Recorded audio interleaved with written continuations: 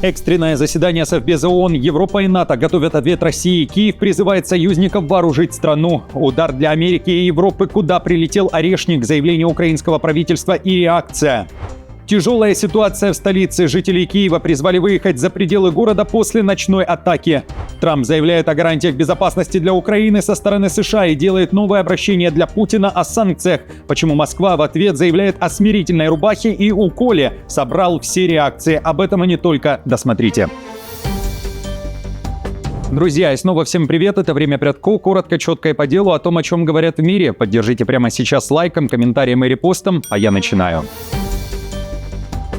Экстренное отключение света во всей столице. Киев ликвидирует последствия ночной атаки России. Москва официально подтвердила, удар по соседней стране наносился разного типа ракетами и орешником по Львовской области. Второе применение и впервые так близко с границей Евросоюза. По данным городских властей, жертв и пострадавших во Львовской области нет, но есть разрушения на объекте критической инфраструктуры. Это новый уровень угрозы не только для Украины, но и для безопасности всей Европы, заявил мэр Львова Садовой. Это первый раз в истории по Львову влупили баллистикой. 13 тысяч километров в час. Слава богу, что нет жертв. Да, есть разрушения. Это объект критической инфраструктуры.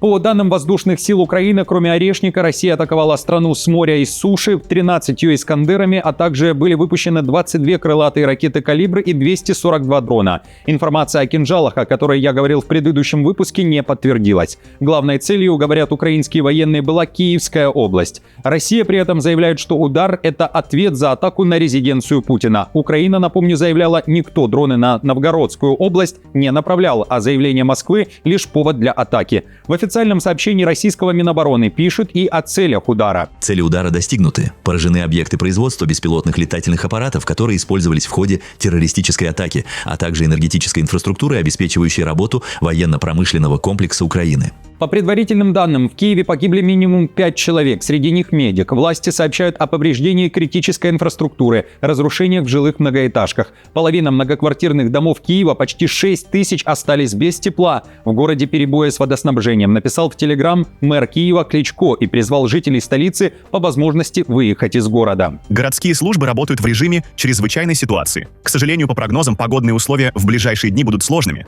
Также обращаюсь к жителям столицы. Если у вас есть возможность временно выехать за город, где есть альтернативные источники питания и тепла, пожалуйста, сделайте это. Тревожная команда. Депутат Верховной Рады заявил, что Киев готовится к тому, что ранее еще не делал. На фоне непростой ситуации, вероятно, начнется слив воды с систем отопления домов. В киевской администрации на момент записи выпуска этой информации не подтверждали. По моей информации, во многих районах Киева коммунальщики получили команду сливать воду из внутридомовых систем.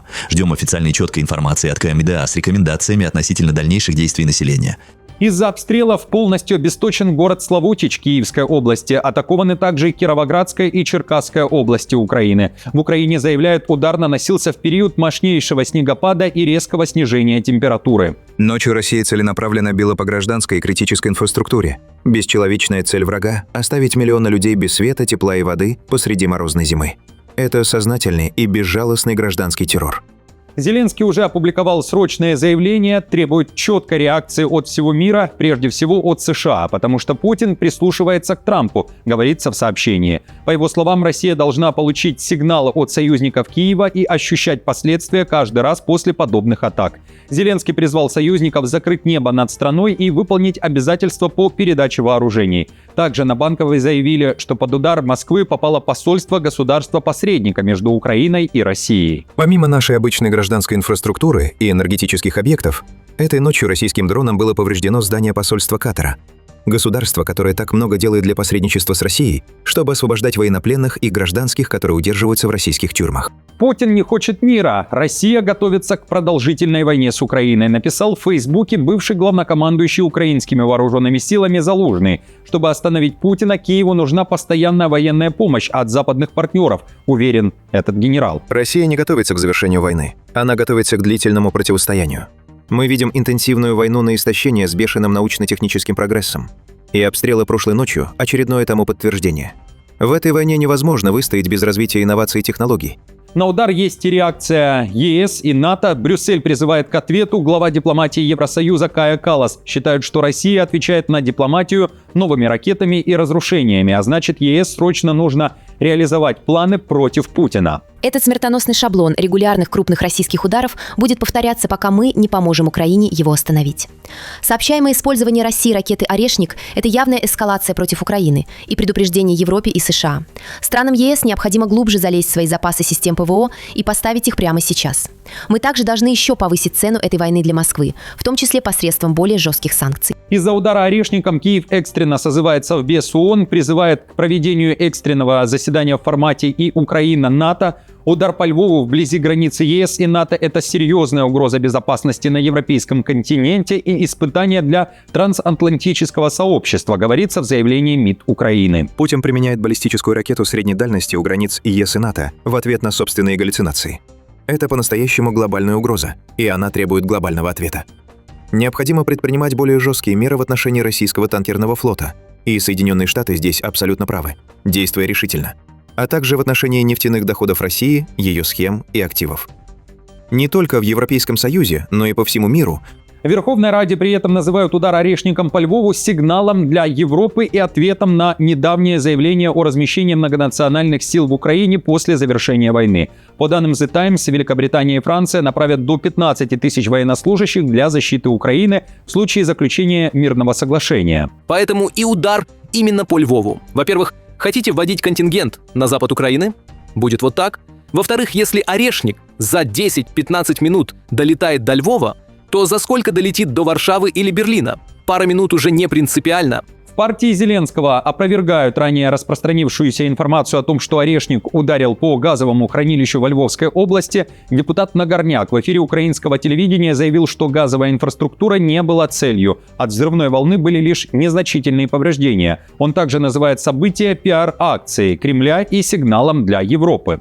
Я думаю, что это скорее пиар-акция со стороны Российской Федерации, брецание оружием перед странами НАТО, перед Европейским Союзом, чтобы показать им, что «Орешник» может долететь в любую страну Европы. Это было сделано исключительно для них, потому что, как мне кажется, украинцев сегодня уже ничем не напугать, ни «Орешником», ни баллистикой, ничем.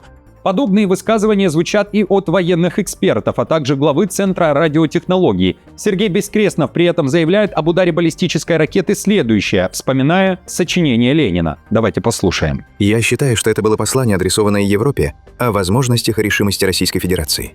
Именно поэтому для удара был выбран западноукраинский город. Чтобы вы понимали энергетику поражающих элементов этого удара на одном примере. Пробило 2 плиты перекрытия и спалило полное собрание сочинения Ленина в помещении. Я не шучу. Все эти истории российских каналов о проникающих ударах на десятки метров вглубь земли не соответствуют действительности. Еще раз повторю, половина многоквартирных домов Киева, почти 6 тысяч, на данный момент остаются без теплоснабжения из-за повреждения критической инфраструктуры столицы в результате массированной атаки. Также в городе наблюдаются перебои с водоснабжением. Трамп за усиление антироссийских санкций. Президент США в интервью Fox News подтвердил, что поддерживает законопроект о новых санкциях в отношении стран, покупающих российскую нефть, но добавил, что надеется, что ему не придется его применять. По словам Трампа, Путин по-прежнему хочет достичь соглашения о прекращении войны, но Киев и Москва противятся этому по очереди. Далее цитата. «У меня были случаи, когда я все продумал до мелочей с Путиным, а Зеленский не хотел идти на соглашение, что меня шокировало. Были и ситуации, когда все было наоборот. Думаю, сейчас они оба хотят сделки, но посмотрим». Конец цитаты. Если Путин будет и дальше отвергать предложение США увеличивать поддержку Украины, Трамп не собирается. Я на самом деле заключил сделку по редкоземельным элементам. Я сказал: слушайте, если мы идем дальше, нам нужны редкоземельные ресурсы. Мы хотим вернуть наши деньги. И я заключил сделку с Украиной. Это была очень справедливая сделка, по которой мы возвращаем свои деньги. Мне пришлось работать, чтобы вернуть эти деньги. Это война Байдена. Это не моя война. Напомню, в свежем интервью The New York Times Трамп также говорил о войне в Украине и поддержал гарантии безопасности для Украины со стороны США. Однако, по словам Трампа, Вашингтон не будет главным гарантом и не предоставит эти гарантии, если посчитает, что Россия намерена снова напасть на Украину в будущем. Это была цитата. На заявление Трампа уже отреагировал Медведев. Он назвал международные отношения бедламом, а России при этом, как считает Медведев, надо быть санитаром с огромными кулаками и намекает на использование смирительной рубахи и укола для противников России, при этом намекая, что укол – это удар орешником. Санкции против России, о которых объявил Трамп, и которые он надеется не использовать. Тут все ясно и иллюзий никаких. Санкционная политика США продолжится при любой погоде. Россию будут склонять к таким компромиссам по гарантиям безопасности и территориям, которые для нас абсолютно неприемлемы. И тогда главарь Белого дома вынуждена будет вводить их в рамках закона старого дегенеративного русофоба Грэма. Неприятно, ничего нового. Но выстоим и в этот раз. Друзья, на этом все. Спасибо большое вам за просмотр. Более детальная информация и, как всегда, свежие новости будут уже в следующем выпуске. До завтра, до встречи. С вас лайк, подписка и комментарии.